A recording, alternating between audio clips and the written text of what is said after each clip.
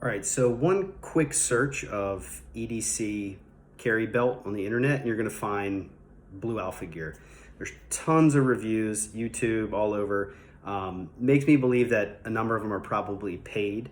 But anyway, I'm not concerned about that as much as just the content. So I bought a EDC low profile belt from Blue Alpha Gear, and then I also bought one which is new from the Wilderness. They make their own EDC low profile. You may have heard of the Wilderness. They've made the instructor's belt, which actually has a buckle on it that in a pinch you can rappel down, so way overkill for every day. But a lot of people love their belts. They have the frequent flyer belt, and then they just came out with an EDC low profile belt.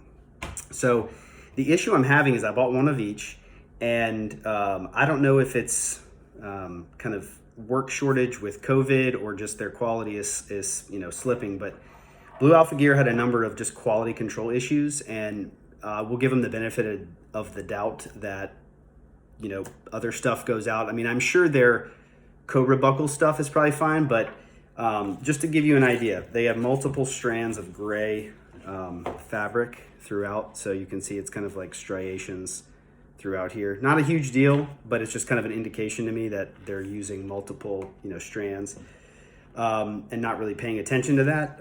Secondly, there was actually there was a thread that went over the belt, so it actually was kind of like that. So that broke off. So now you've got one up top, one up bottom.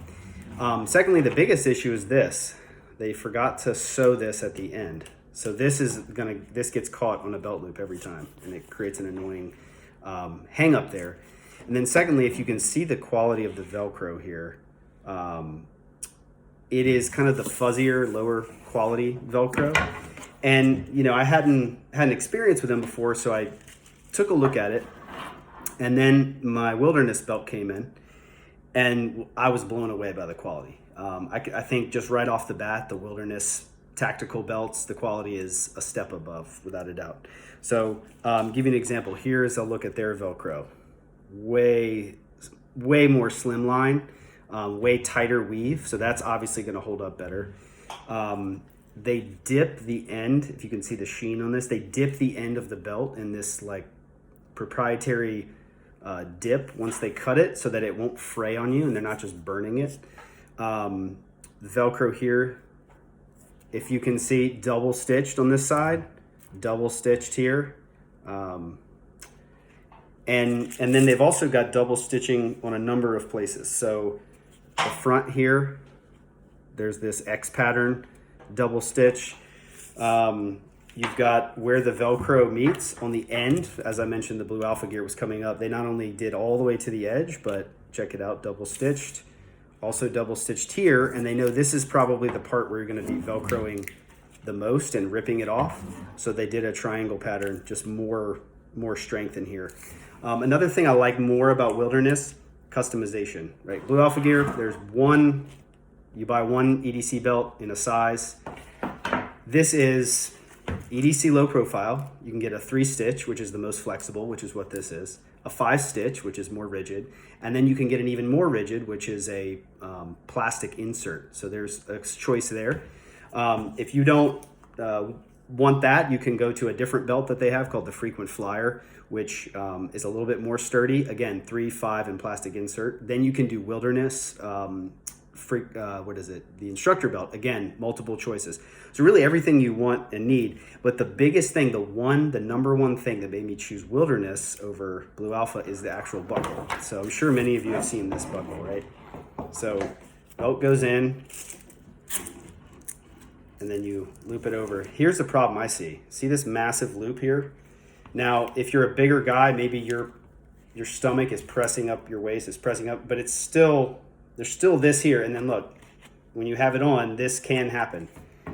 And I thought, this can't be R&D properly and looked through. And then I looked at Wilderness, guess what they have? Bingo, Tri-Glide, right? So it's a little stiff here from the dip, it will loosen up.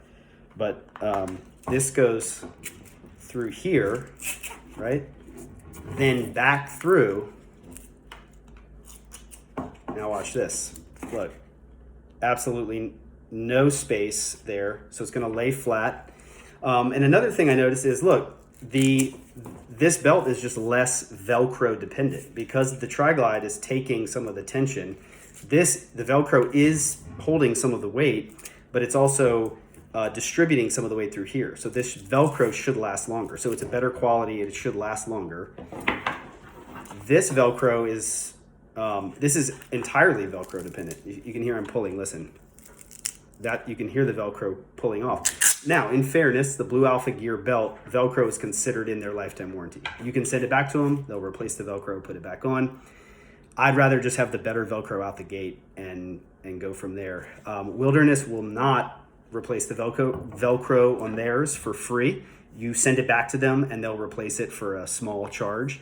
But again, it's a better quality, so I don't think you should have to do that as much. So just to clarify, I paid for both of these belts. I have no relationship with either company. The customer service at both has been great, extremely responsive, both of them. But I think, given everything and what I'm seeing here, I think the Wilderness is the way to go. And like I said, if you, are carrying it, or if you just want a belt, every day that is going to hold up and you could also use for some more intensive stuff, this is great. I also think the Frequent Flyer is probably a better choice.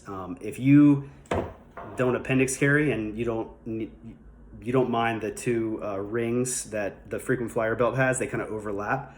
I think that's probably a better choice because the rings actually take more of the tension and spread the weight distribution, and then the Velcro goes along the side.